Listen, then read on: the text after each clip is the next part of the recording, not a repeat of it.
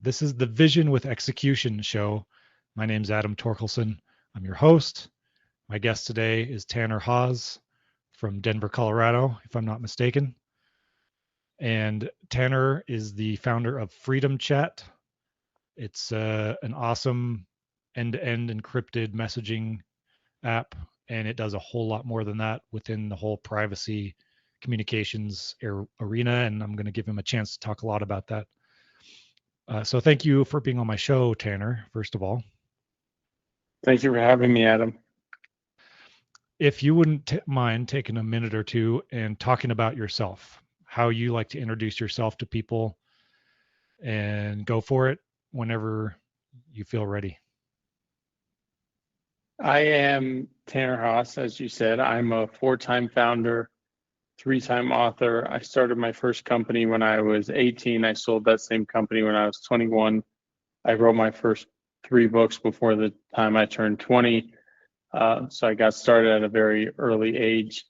And as you mentioned, Freedom Chat, this is my fourth company, and it is, for all intents and purposes, the most private messaging app in the world, period, full stop. Now that's a big, fat, bold claim, because we do have other competitors in the space who've probably spent millions, if not billions of dollars on their apps. So I want to give you a chance to talk a little bit more specifically about why you make that claim. But I was doing a little bit of research on Freedom Chat and some of the PR that you've been doing, because I kind of live in the PR and SEO space. I'm not sure if you knew that. I used to work at SEO.com many moons ago, and one of the companies I currently operate, called Torque Media, is just a big digital publishing network. So I work with a lot of PR agencies doing press releases and featured articles. So I tend to look at what other people are doing for their own PR. And one of the things that you put out back in 2024 was a deal with Rumble. And I read the press release that you put out about that, and something about in that press release struck me as kind of interesting.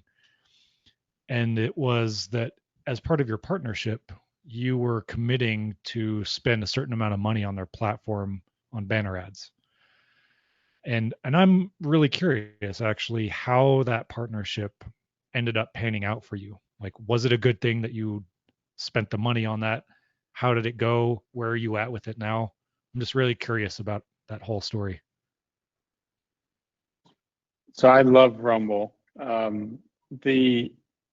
That started as a very organic relationship, and I'm usually, and it's very fitting to be on your show, that you need vision. So the idea, and I'm just going to put this out there, the idea of the partnership was more of a long-term thing.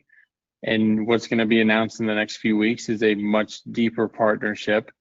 We use Rumble Cloud for our platform. We migrated to Rumble Cloud. And in the next few weeks, their CEO is going to be posting about us, tweeting about us, giving us exclusive access to some of their influencers at zero cost. So I think that was an investment, showing them that we're here, we mean business. We want to partner with like-minded companies like yourself. So I didn't look at it as, oh, we put in $100,000. Did we get 50,000 downloads? So $2 per download. I didn't look at it like that. Quite honestly, I didn't care. We got our foot in the door. We are now connected in a intimate way with a $3 billion publicly traded company, one that we're on the same mission as them in a sense. They have 63 million users, give or take a few million depending on the month. Many of those users would be interested and are interested in Freedom Chat. So I think it was a very great idea that it was formulated in that manner at that time. So I think it was an excellent decision on our part to formulate it like that. Who gave you the idea to do that? Or what gave you the idea? You want to partner with people that are on the same mission as you. So I've learned that throughout my previous companies, and I've sold two before this, and I predicted who would acquire us before they actually acquired us, because you just see the overlap, and I see the overlap with Rumble. I see that they actually have a viable business. Their cloud platform is great. The costs are lower. So I was thinking, okay, well, what are the odds that there's 63 million users? What are the odds that they would all be interested in Freedom Chat? Pretty likely. Well, even if it's just a percentage. So let's partner with them. Let's get closer to them, because there's many ways we could benefit one another. All of their influencers could create a Freedom Chat channel. What we do could benefit them, especially from a security standpoint. So I saw there was a lot of synergies. There's potential acquisition in the future. There's potential investment in the future. So I wanted to get our foot in the door. I wanted to connect with them. I wanted to show that, like, this is not just a hypothetical, hey, what can you do for us? This is a, look, we're willing to spend a significant amount of money with you guys to show that we value this partnership. That's really where the idea came from. It wasn't, I mean, it was just, we jumped in.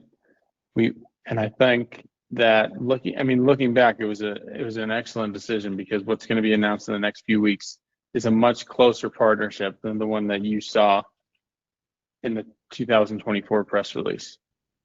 Oh, that's cool. That's good to know. I always like to see the progression of somebody's story from when they first put something out, and then where are they a year later. That's always been interesting to me, because I do the same with my own companies.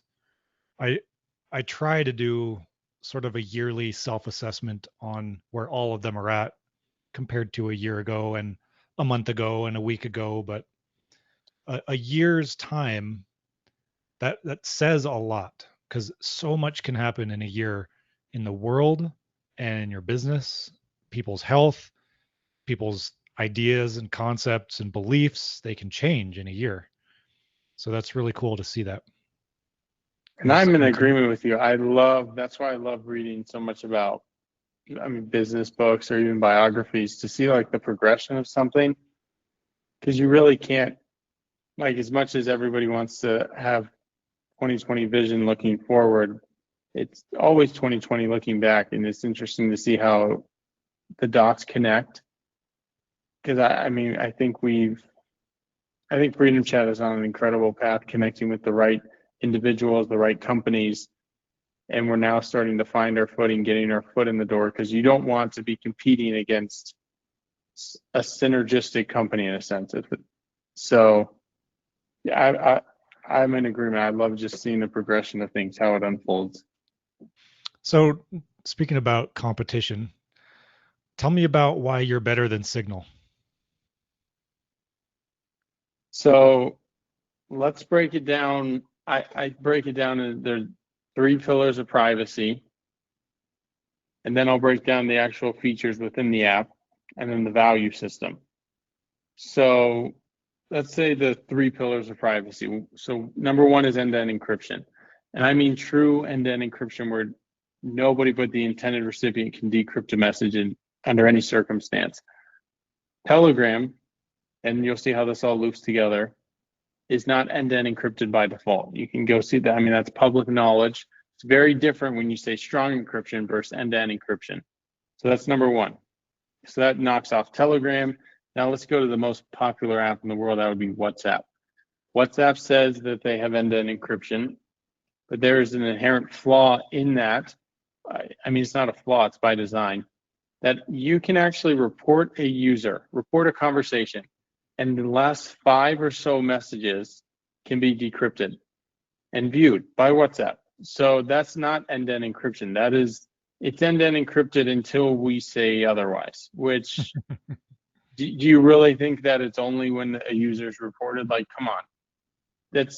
There's also reports that you can back up an account on a hard drive.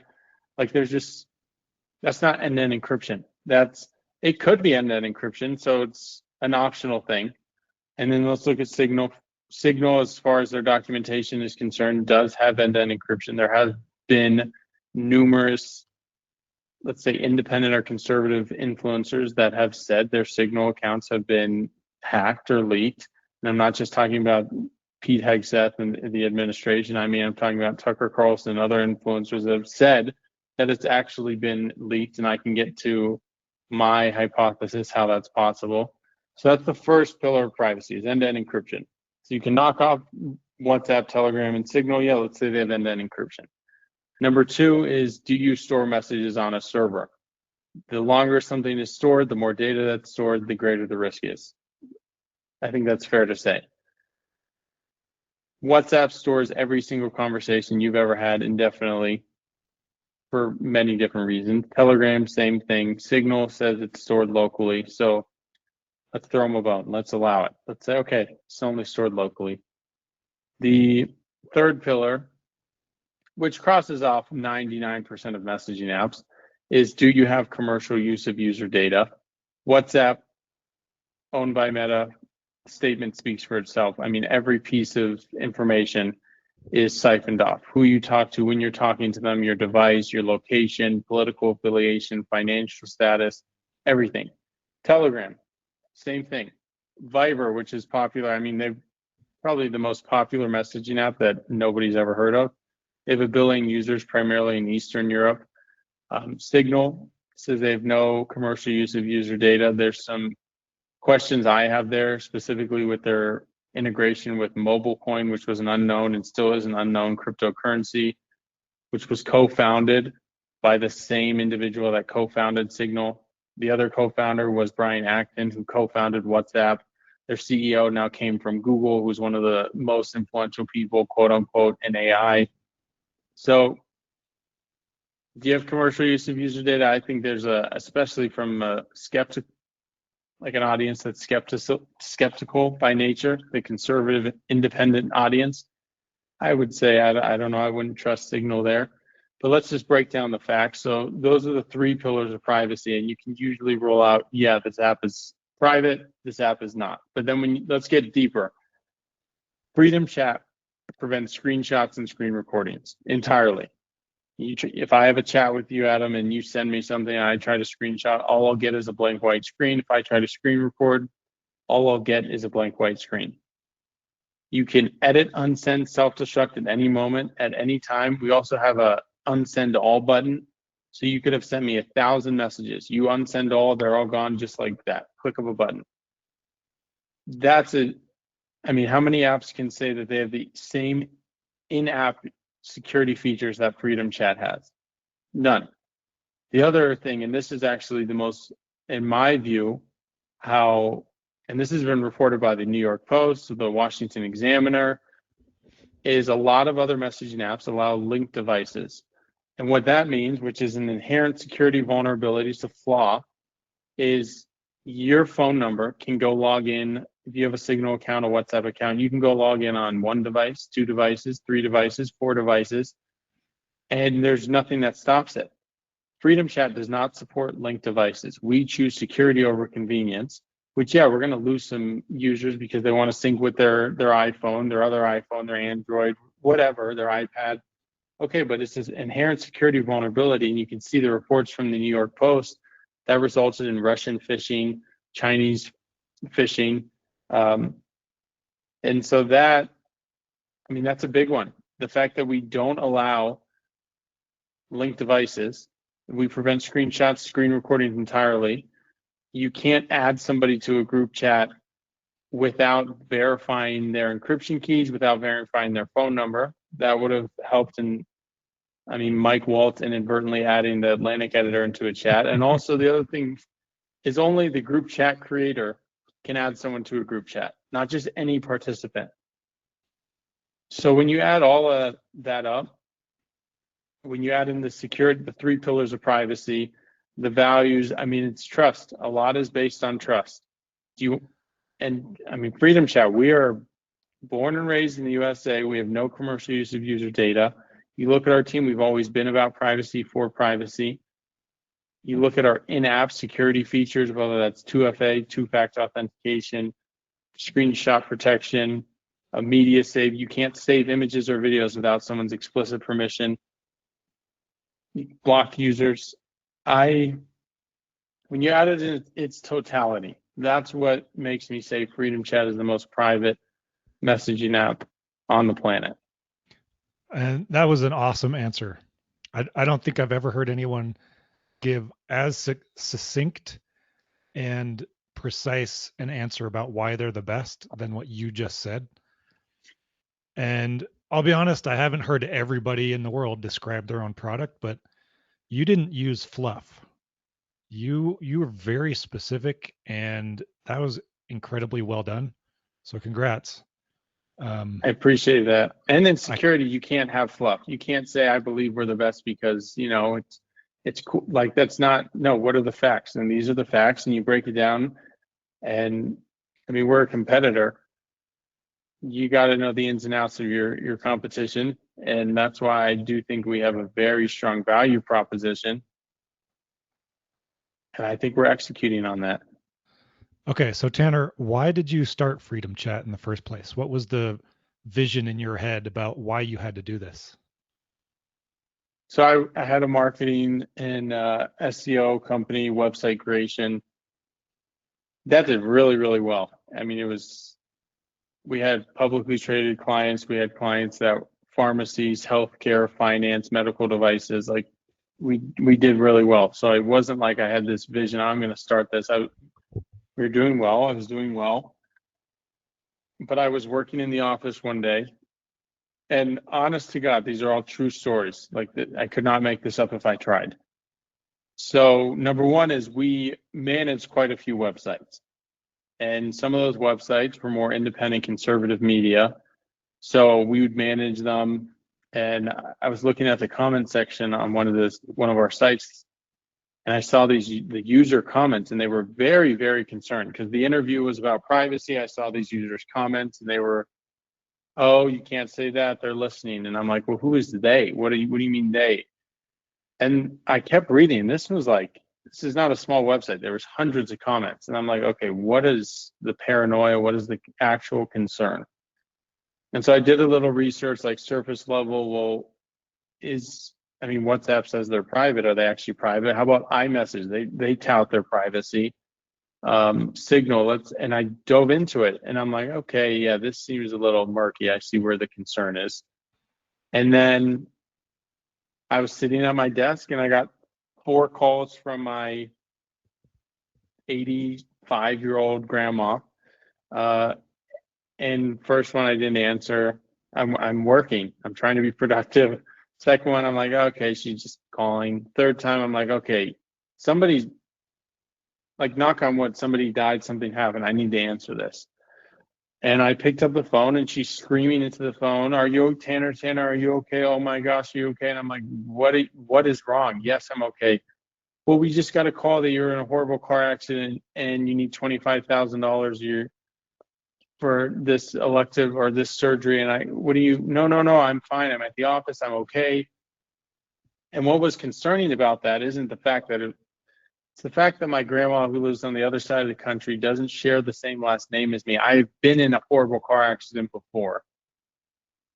And it was the fact that it was so convincing. They called her, they played it off so well. Where I was driving down University. I don't live near Denver anymore.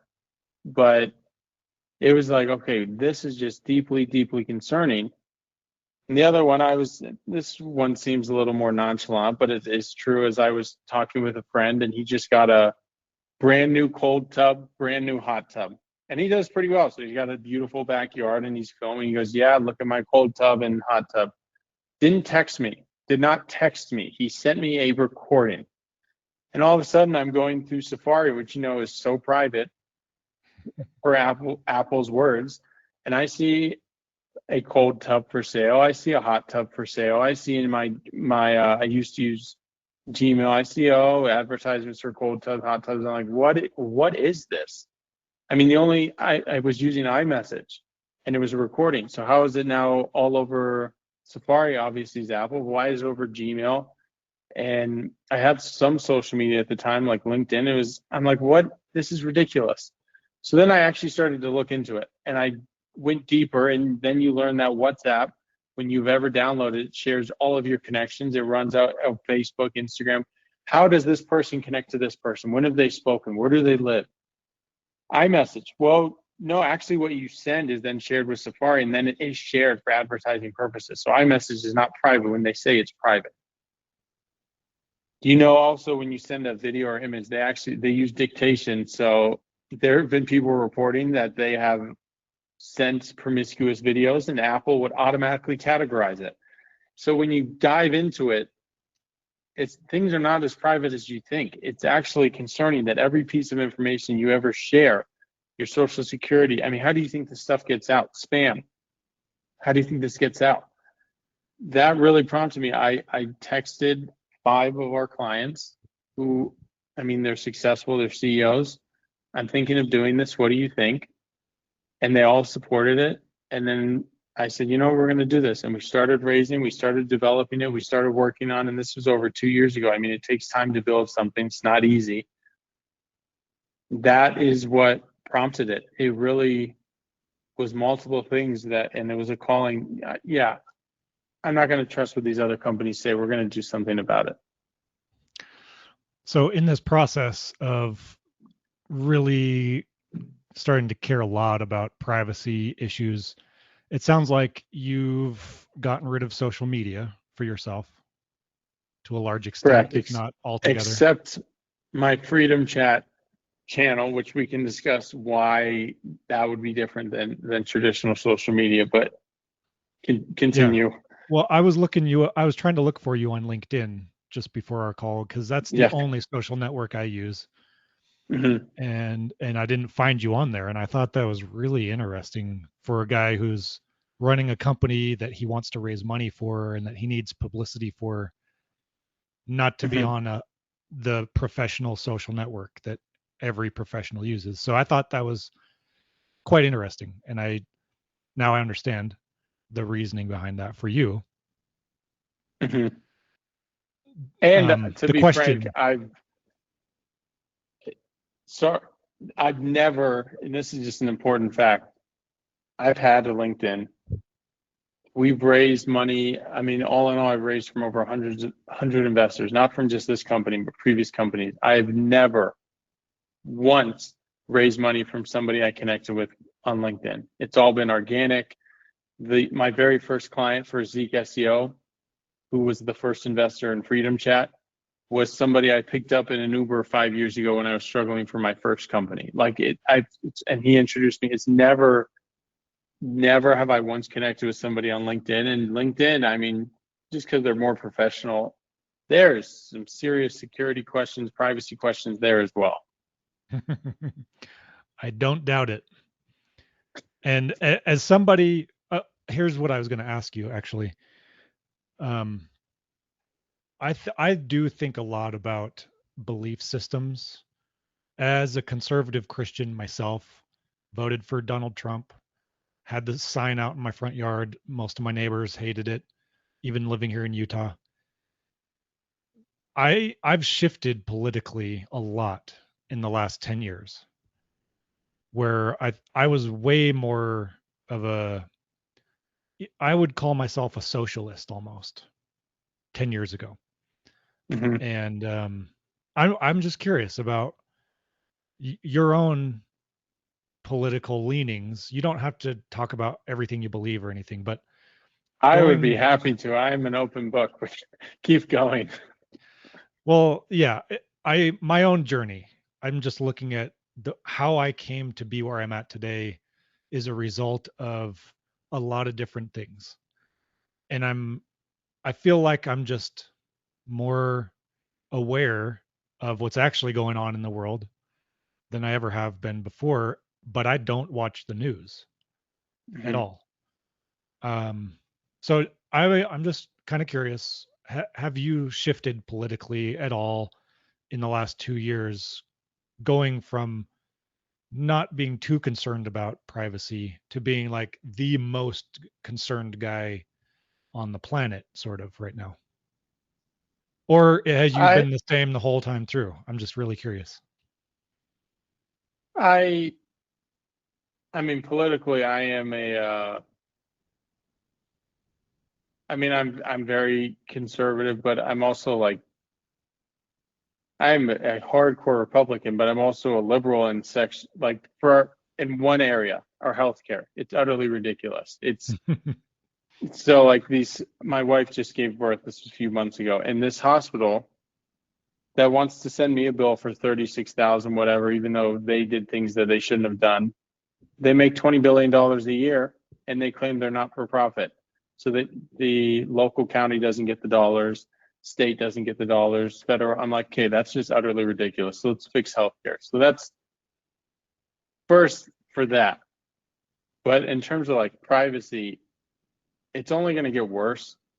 So what really prompted me was that experience. But when you look into it, like what we have now, the capabilities we have now, AI is getting more powerful. AI is life changing in a sense, but what is really going to change everything is when the first fully error corrected quantum computers come online. And quantum computers, which run in qubits, so zeros and ones, not zeros or ones, is going to be able to decrypt every single encryption protocol today. So everything that is deemed secure right now is not going to be unless companies upgrade their security protocols. So it's kind of like that to me is our existential moment where if everybody's conversations are out there in the open, everybody's private, financial, whatever conversations are out in the open, social security, banking information. I mean, you have nothing. Your health records, you have nothing. So that to me is, I'm an alarmist that we need to start implementing quantum safe encryption, and Freedom Chat is actually actively working on post-quantum cryptography, which we'll release this year. And then in terms of like political shiftings, I mean, I'm getting more and more government's not going to fix it. People aren't going to fix it. There's too much corruption. There's too much collusion. I mean, how the hell are there not term limits for our senators? Like, come on, do we really need Nancy Pelosi, she should be, do we need her running continuously? Do we need, I think it was 5 individuals died while in office in the last 2 years. Like, this is not a retirement home. So it's kind of like it needs to be rooted out. A lot needs to be done. And in full transparency, I told you I'm a 3-time author. My first book, Art of the Goal, I wrote when I was 18. I wrote that I want to run for president 2040. And I still stand by that. So I view Freedom Chat as a stepping stone, giving people their privacy back, their digital freedom. Next company, I want to try to fix healthcare because that is just utterly disgusting. And then just go from there. There's a lot of things in the world that need to be fixed, but privacy is definitely one of the most important because you see how it's been abused. I mean, from whatever you are on the political spectrum, who's ever listening to this, you can't deny that law enforcement punishments have been politically motivated the last few years on both sides. On Like both sides. That's the critical part there. Yeah. on both sides. That's messed up. And most of it comes to the surface where somebody said something 7 years ago that they're digging up, or 5 years ago, or a private message that obviously wasn't private. So if you can't speak freely and message privately, just wait. I mean, eventually it's going to come and bite you in the ass. Sorry, I don't know if it's not really a curse word. Not sure if that's allowed. Well, I'm gonna allow it. Okay, thank you. My one freebie. Yeah. What religion are you, by the way? I'm Christian. I was baptized in. So I met my wife. This was 5 years ago, and I was religious, never baptized.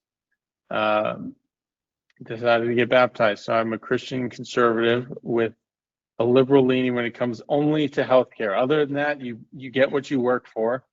That's the only thing. I just don't believe in that we should be consciously screwing people like we are in healthcare. I don't believe that people's data. I mean, yeah, I get it's a business model, but then let's figure out there has to be also barriers. Well, yeah. So I think everybody can agree healthcare has to get better. doesn't matter what your politics are. The whole system is entirely broken and corrupt. And I'm I an mean, investor in a healthcare company, and I still it needs to get fixed. Yeah. well, I'll message you after this because I think our quantum safe encryption I have a, I want it to be the bedrock of the healthcare industry because one, not only does healthcare need to be fixed in terms of billing, in terms of what they offer, but when quantum computers come online, the whole healthcare system is going to be disrupted. What's HIPAA compliant today is not going to be HIPAA compliant in 3 years. Patient data needs to be secure. You see all these breaches hacking are happening, Change Healthcare. I mean, from an insurance perspective, AFLAC, a lot of that is actually preventable if they just took certain security steps, which is what we're going to address. That's why I'm getting into the healthcare discussion because it's not just freedom chat. I see our security has many more applications than just allowing people to speak one-on-one. There, I see what we can do is actually be the foundation for a secure for the healthcare center, for healthcare in the US in general. Well, I'll tell you this. We need to go, but you and I need to chat one on one after this. So Perfect. I think this has been an awesome episode. I try and keep them to about 30 minutes just so that people can listen to everything in like a commute. Mhm. So super duper appreciate your time, Tanner. Do you want anybody to take any action? What's the call to action for you? Go to freedomchat.com. If you're on iOS, download the app. You send 10 messages on Freedom Chat. You will never send another message anywhere else. I promise you, you'll see the experience. You'll see what it feels like to actually have encryption keys generated. If you're on Android, subscribe to our waitlist. We'll be out next week. If you want to learn more about me, go to tannerhaas.com. And people take one of those two actions. I'll be very happy. Awesome. That's very clear and concise and very smart. So this has been the Vision with Execution show. My name is Adam Torkelson. I've had Tanner Haas on. Thank you everyone for listening, and I hope you go and download Freedom Chat from the App Store, and next week when it's out on Android, go do the same.